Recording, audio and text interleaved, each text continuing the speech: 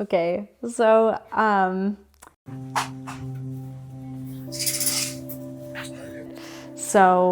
just 2 weeks before we left to come for Rocklands, I was hauling down this trail, like flying, felt invincible, and had to kind of go around this group of people in this rocky section, and I totally just like ate it straight down. Return to the scene of the crime. Here I am. And stood up, and first thing I do is like check my wrists, all good, open and close my right hand, all good. And then I look at my left hand and my pinky was not okay. It was totally dislocated, fractured, and luckily I was like close to the bottom of the trail and able to kind of hobble out and go straight to the ER, coincidentally at the hospital that I work at, and confirmed with x-rays that it was dislocated and fractured. Gonna go meet with the surgeon. It's fine, I'm fine. It's totally fine. And went in for surgery the next morning and had 3 screws put in. It was like a huge roller coaster of emotions. First, being so disappointed that all of this effort and work and discipline I put into being prepared for this trip was seemingly gone for nothing. Yeah, this is where I'm at. Initial thoughts and feelings, there are many. And then hope that maybe it wasn't for nothing, it was only my pinky. Grateful that the injury wasn't more severe, like a wrist or worse. Trying to stay positive, I didn't really want to focus on, I have a broken pinky that's going to limit me. It was more the mindset of, okay, I have a broken pinky, what can I do? I understand. Does that feel normal? Yeah, it feels normal. Cool. Everything here too? Mm-hmm. Nice. Yes, I had my own first OT appointment. I have a doctorate in Occupational Therapy, and I focused my studies and my clinical experiences on hand therapy, so recovering hands. I have seen patients with broken pinkies before. All good, got my homework. A+ student, better than expected, minimal swelling, maximal range of motion, so let's get it. I wanted to focus on what was still attainable, not what I was going to be limited by. All right, post-op day 1, see how it goes. So the injury happened on a Thursday, surgery on a Friday, and on Saturday I was like in the gym adapting weight routines and doing finger strength on the right side. Gonna test out my 3-finger closed hand crimp. And that kind of manic phase lasted for a couple days until I got my bandages off and I was able to use my left hand again a little bit more.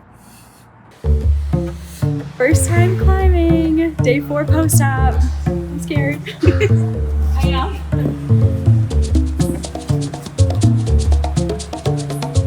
Oh my god, this is so scary. Oh, it's fine. It's actually fine. Okay. I know how to do this. Like I've been doing this my whole life.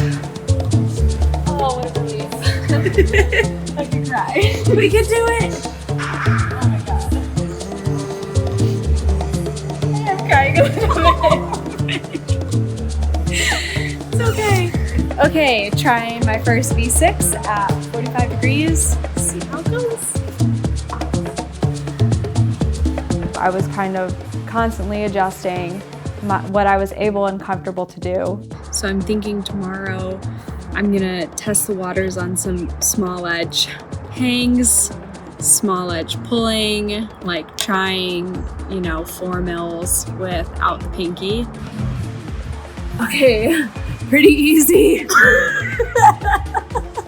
I think having a very in-depth understanding of the injury and the rehab helps be more comfortable with pushing my limits a little bit. I knew the recovery timeline wasn't going to be that long, but I wanted to be already on the other side. I wanted to already be in Rocklands, seeing how it was going to affect me.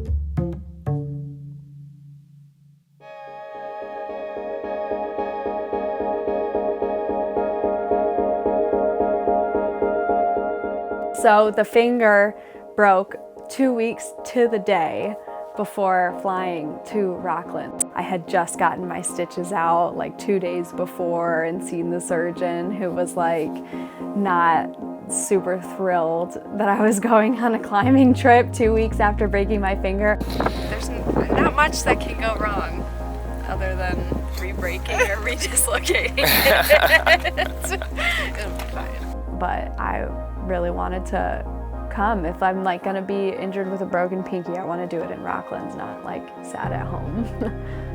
The incision wasn't closed yet, so it was like definitely anxiety inducing, and woke up and was really excited to climb, but had a lot of like nerves because I wasn't sure what to expect. Like pretty much 99.9% of my body is like in the best shape of my life, but I have a broken finger, so it was hard to know how much that was going to impact my day. So I warmed up and was like super careful. Finger felt like stiff and kind of clunky, just like in the way, and I couldn't weight it for sure yet. So I was learning how to move on rock for the first time, and then I went to the Ultra Classic Caroline, which is this V10 7C Plus that everybody knows here in Rocklands, and I really wanted to do it and give a good flash try. But I also knew that I had to really be careful with the finger and not use it.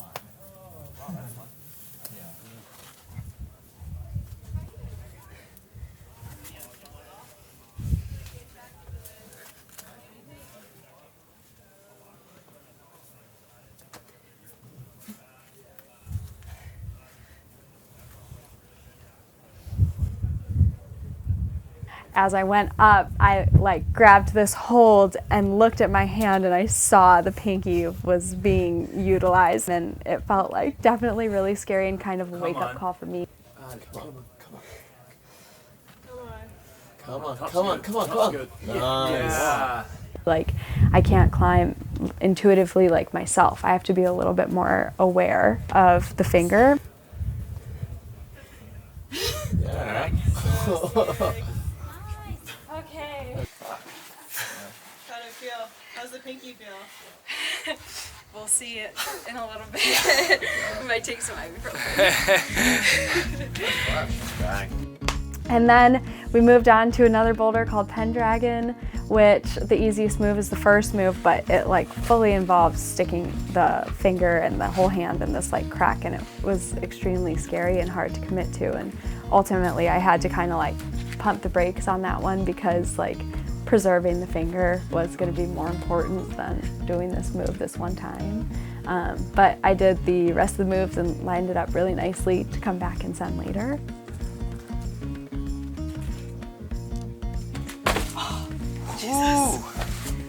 Oh, that was scary. Oh my god. I was like focused on getting the pinky out of the way. Oh.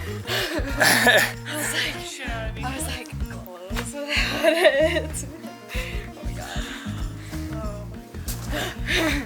And then the next boulder we went to is Out of Balance, which suited me well, and one of the crux hold is a 3-finger pocket, but the pinky was like butting up against the wall like this and like getting really irritated.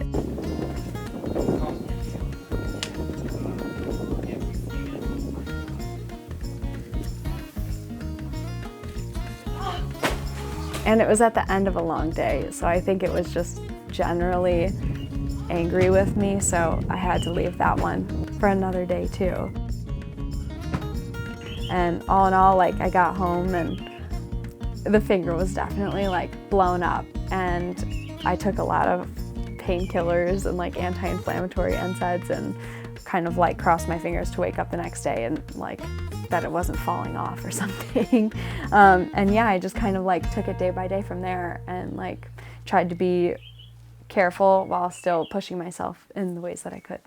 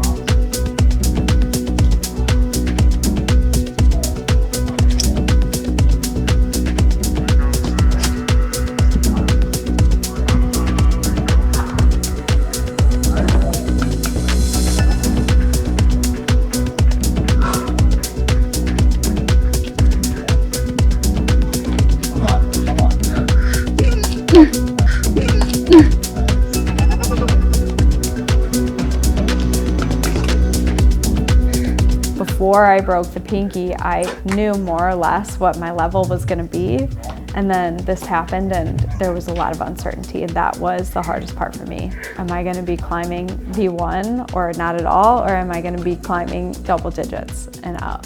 And thankfully it's the latter, but I think a big part of that was not being totally defeated by this and having the mindset of like, I'm gonna do as much as I can and I'm not gonna dwell on it. I think part of that comes from also this mentality of like, I don't have weaknesses in climbing. I have areas for improvement, and like I have a broken pinky, but I can still do so much, you know, in spite of that. It's not something worth focusing more energy on than, you know, just recovering as best I can. And that's the end of it.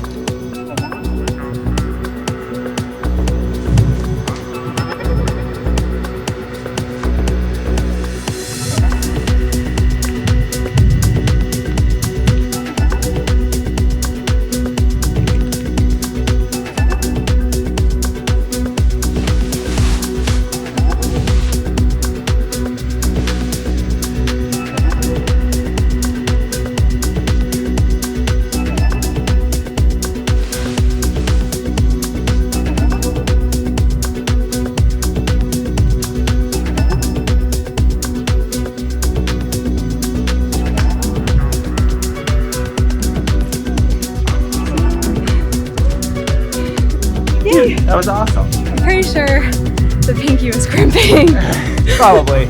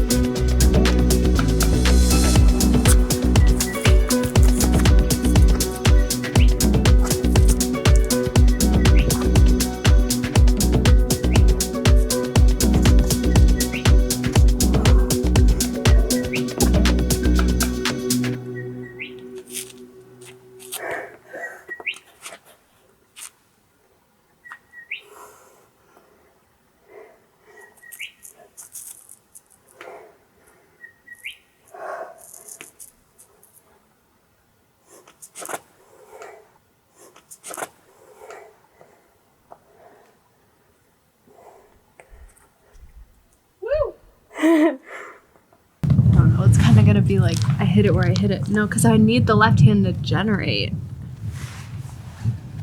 I guess I can move it over a tiny bit. Wow, that's big. You want me to get you there? No. How much of that was me? Most. 90. I definitely, in preparation for this trip, had really big goals and really big dreams. So I wanted to remain optimistic, but I also knew that it might not go the way I had planned. So I had to be really adaptable and just happy for whatever climbs I could try, and know that like maybe some easier things are gonna be like a giant red flag and some harder things could suit me, and just like roll with it and try my best the whole time. Jeez. Dude, good go. Thanks. Oh, I was sliding on my tape, but Wow, that was close. I Was thought it? that was going down. Yeah, I thought that was going down. Where for was I? Sure. There. damn, really? Dude. The first V14 8B that I was able to do here was Quintessential, and that one was kind of the perfect storm because it is completely my style, small holds and heel hooks, and it revolves around this like 3-finger crimp. So I didn't even need the pinky, so the difficulty of the climb was well suited to my injury, and in that way, like I was able to send to my limit, or close to, or maybe not that close to, but I was able to do it.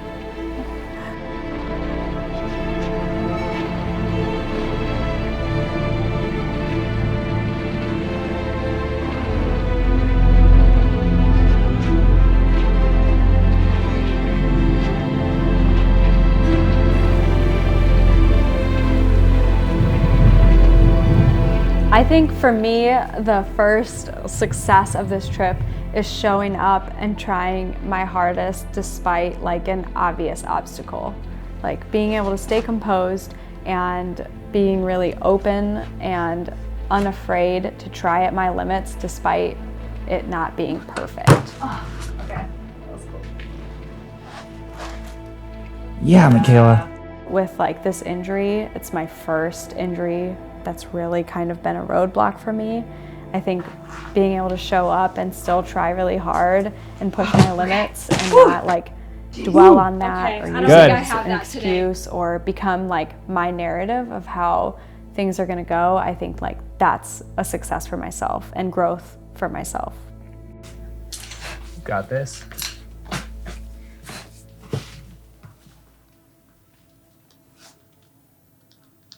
I tried Amandla the other day and I wanted to give a really valiant flash effort because I think it suits me.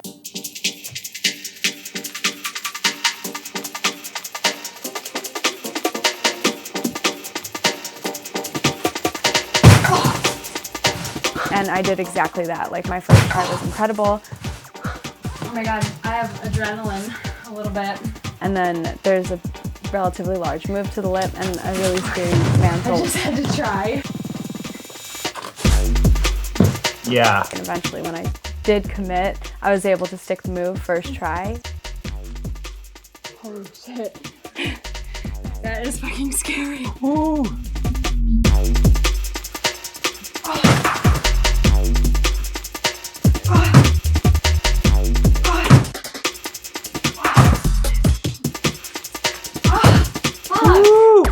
And then got a little tired, got a little thin skinned. So it was overall like almost as much as I could have asked for out of a first session, aside from sending. So I think if not the next session, then the one after or the one after that, like I can definitely do it. Woo. Okay, I'm done for today. Definitely growing up near the red and projecting on the weekends shaped my relationship with climbing and definitely built a base of endurance. So I kind of have a comfort zone in sport climbing. Like I understand the process of projecting hard routes more than I understand the process of projecting hard boulders. And I think I like to do what I'm good at, which for a long time has been routes. But I would also like to be good at bouldering, so that's kind of what I'm pursuing now. Becoming more comfortable with the process of falling on the same 2 moves instead of the same 100. In the past, I didn't even give myself an opportunity to succeed because I wasn't really bouldering. I wasn't trying hard things. I was going in sport climbing and staying like in what I thought was my wheelhouse.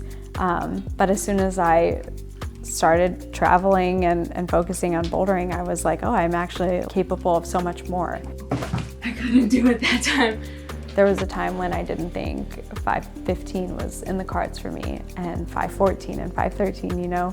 And I think that's what I've carried with me the last couple of years is that like I need to make my dreams into goals because they are achievable. They're not this like unattainable thing. You know, I can like bring that down from the stars and make it a reality. This is the reason I'm glad that I incorporate small edge hangs into my training, because if I was just doing bottom rung beastmaker with a ton of weight, mentally coming here and like grabbing this hold, I would think like there's no way I can hang it. I've never grabbed on anything that small. But because I train on 4 mils, I'm like, oh yeah, it's like being at home. That's sort of the track that I'm on now, is like finding where my limits are in both disciplines, just as a climber in general. That's like, I would say my ambition is to see how good I can possibly be. And we'll see if I feel like I've achieved that, because I think it'll always be like kind of the carrot in front of me. Like I'm gonna constantly find ways to improve.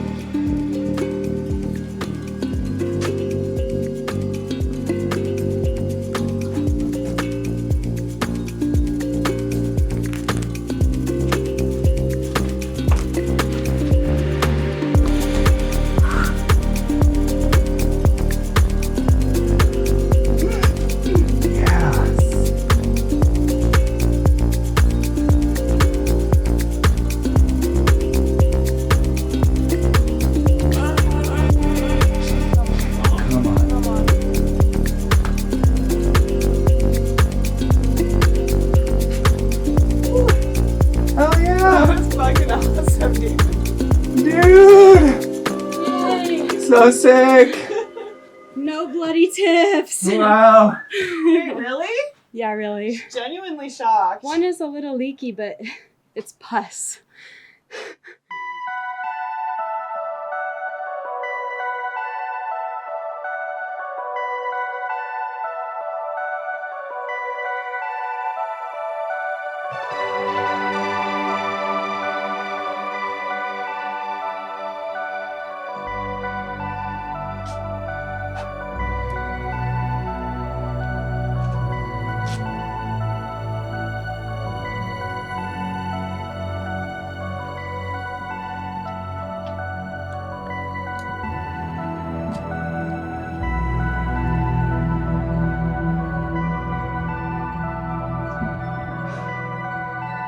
Come on, Michaela.